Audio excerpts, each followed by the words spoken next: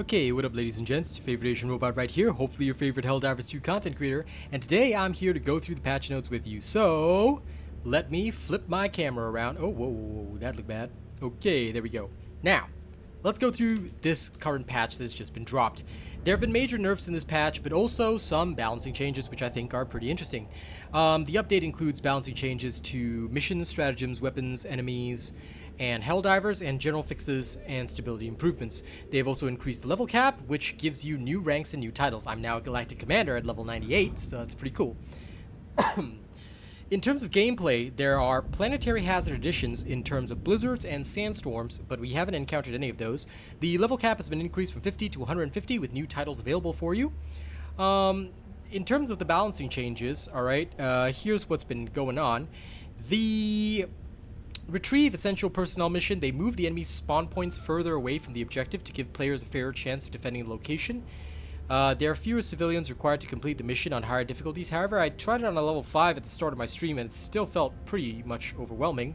So, not quite sure what is supposed to be done there, but I guess with the right team composition, it should be doable. I tried it solo, and then with one buddy, but I think we didn't have the right stratagems and equipment, so it should still be doable if you manage with the right team. That being said, we are completely avoiding the missions. We'd rather do a higher difficulty mission without it than doing a mission with it, so there's that. Destroy command bunkers now has more objective locations, but I haven't seen a single one of these at all in the game. Not quite sure why. Maybe it doesn't appear on a defense map, but yeah, I literally haven't seen a single one of these. Operation modifiers, they have the negative effect of operation modifiers that increase stratagem cooldown or call-in times. I would love to test this once we go to Tibet. Right now on Ubanea and Malevolent Creek, which we were defending tonight, there were no negative modifiers, so it was alright. In terms of primary, secondary, and support weapons, here are the following changes that have occurred in the game. The Arc Thrower, they fixed the charging inconsistencies. It will now always take 1 second to charge the shot, so guys, those of you that were using the fast arc charging trick from before, no longer valid. The Arc Thrower now has reduced distance from 50 meters to 35 meters. This change will take some getting used to, so these two are major nerfs. But the Arc Thrower has increased stagger force. Keep in mind that its damage did not increase at all, only the stagger force. What does stagger force mean? This means that the Arc Thrower can now stun lock enemies, and if you actually checked out the stream, what it can actually do is you can actually stun lock all automatons up to the Hulk. You cannot stun a tank or the AT-AT walker, but everything up to the Hulk is absolutely stunnable. So this thing is pretty darn deadly. Is it still a meta weapon? At first and during the stream, I have to be transparent with you, I didn't think it was. I felt that it was shitty, but when I actually tried it again and sort of understood it, I feel that while it might not be the meta weapon, if you're still playing the frontline type of role, it's very good. Because being able to stun lock automatons is so good for your team. Like, it offers you so much control that it's pretty insane. Like, I felt really good just stun locking Hulks, and we were speed running through missions while still getting most objectives done. So even bot drops were not that scary, because when you have an Arc Thrower player frontlining, they can stop the biggest targets and eliminate them, so that was really good. Piece of advice though for firing the Arc Thrower, what you're gonna want to do is you're gonna make sure that most of the time you are aiming down the sights in first person, because that is the best way to hit targets now. You can hip fire as well, but don't try the third person firing. It has the same accuracy as the hip fire, and that's not very good, and it can get stuck on foliage and the like, as per normal. Okay, the Guard Dog now restores full ammo from supply boxes. It still runs out of ammo eventually compared to the Rover, which never runs out of ammo, but the Guard Dog is a headshot machine and actually does really well, so give it a try if you like. I found it quite good against the automatons, but you do have to resupply regularly. Anti-material rifle, damage increased by 30%. It will not one-shot a Hulk. It still requires 2 shots to the head, but overall it feels way better to use, and it only requires 2 shots on a Scout Strider, sometimes 3, but most of the time 2, so it's pretty good. I've really enjoyed the anti-material rifle, but would I replace the autocannon? Not really, because the new drone enemies, the drone gunships, yeah, they're better taken out with the autocannon than with the AMR. Unless there's a weak spot that I'm missing, because I couldn't take them out even with 6 shots from the AMR hitting the underside, whereas with the Arc Thrower it was possible. So just be sorry, but with the autocannon it was possible, so just be aware of that. The Breaker Incendiary received a damage per bullet increase from 15 per bullet to 20 per bullet.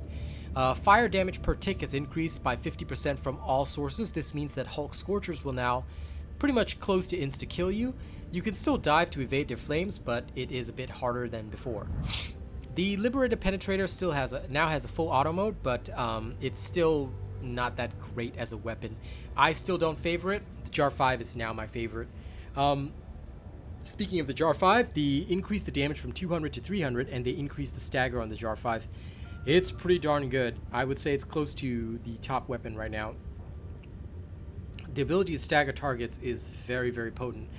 And the fact that it has medium armor penetration makes it very useful against the automatons. So the Dominator is my choice right now. Diligence Counter Sniper increased the armor penetration from light to medium, but it's still awkward to aim and still pretty much useless. So I tried it out on stream because people begged me to, and it's still terrible in my opinion. I would rather use the Dominator, which does more damage and is easier to aim and staggers. The Slugger. Okay, Slugger received major nerfs. They've reduced the stagger, reduced the damage from 280 to 250, and they've reduced the demolition force. You can't blow open crates with the Slugger. They've also fixed the armor penetration tag. It now says medium armor penetration, which is correct. The only other thing that I would say is that the Slugger, having tried it out, feels very weak right now. It genuinely does not feel strong. So, yeah.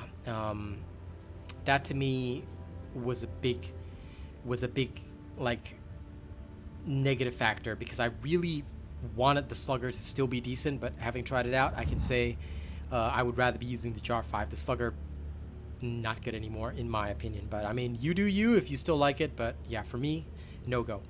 Okay,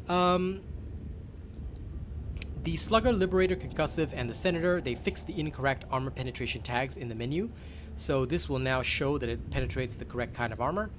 The Senator is medium armor penetration, and so is the Slugger.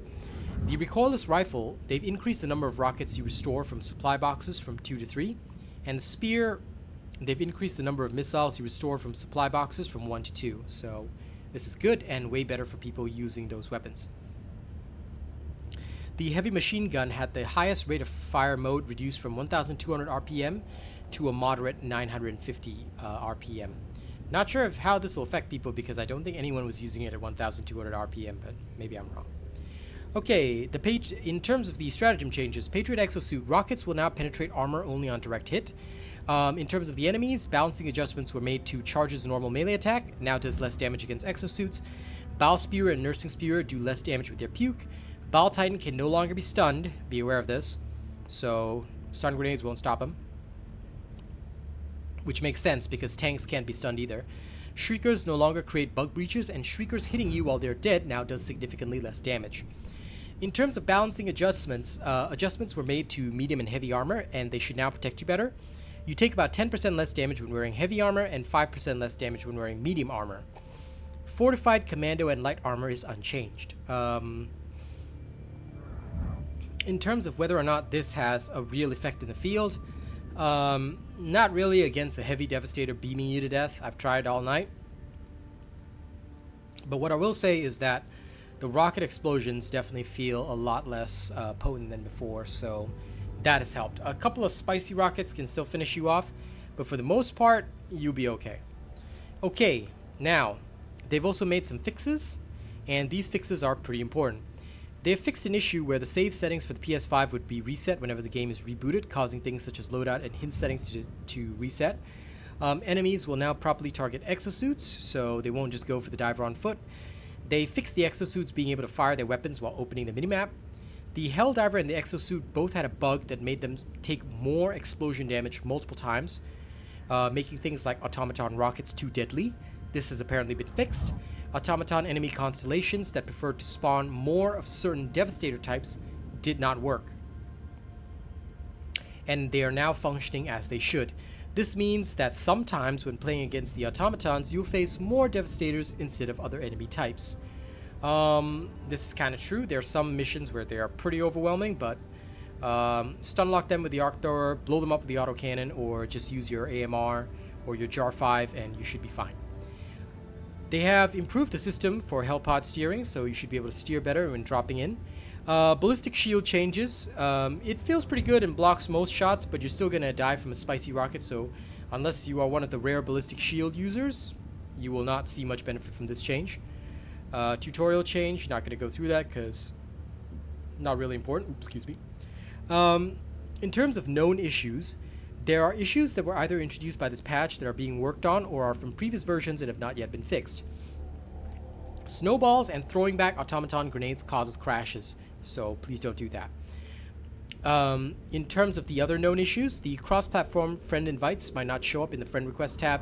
Players cannot unfriend other players befriended via friend code. Players cannot unblock players that were not in their friends list beforehand. I'm getting so Asian as I get tired from talking because I'm doing this after my stream. But anyway, players cannot befriend players with Steam names shorter than 3 characters. Explosive weapon stats include only direct hit damage, but not explosive damage. Explosions do not break your limbs. Planet liberation reaches 100% at the end of every defense mission. This could be exploited. Drowning in deep water with a vitality booster equipped puts Helldiver in a broken state. Stratagem beam might attach itself to an enemy but will deploy to its original location. Some player customizations may reset after restarting the game. Alright, and that about brings us to the end. So, ladies and gents, thank you very much for listening to this. We did a whole stream of testing, and here are some of the conclusions that I think people have kind of jumped to with this patch. My thoughts on this patch, having tested it like an entire stream on it, like I could have shown, like, you know, some other people, I could have shown gameplay clips in between, but there's really no point in doing that. I'd rather you guys just get the information straight up. My personal thoughts are that the arc thrower is going to take a lot of getting used to. It's still a very strong weapon, but unfortunately now that it's more of a stun lock control weapon, and you have to get used to the shorter range, it's going to be more of a niche pick rather than a meta pick, because a lot of players will be unable to cope with the longer charge time and reduced range, both hitting them. That being said, the arc thrower is still pretty damn good. Slugger is definitely very weak right now. The AMR is a strong choice, but loses out in terms of utility to the autocannon.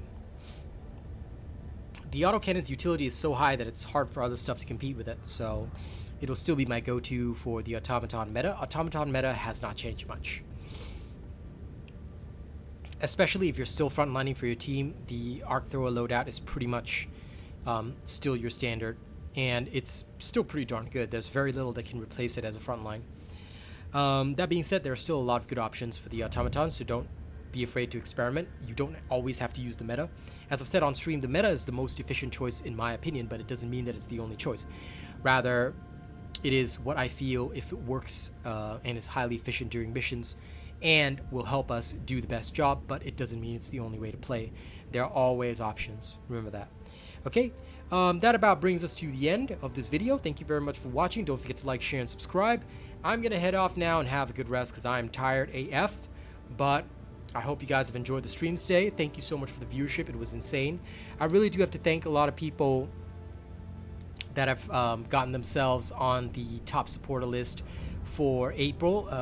I know April just started, but you guys have really been showering me with a lot of love, and that will be going to feed my family and all that kind of stuff. So bring up the list right now. Our April's top supporters on stream are Teddy Lasso as our top super chatter, Grumpcall Thraka, Track Hoodie, and Night Lord Shadow as part of our top super chatter list.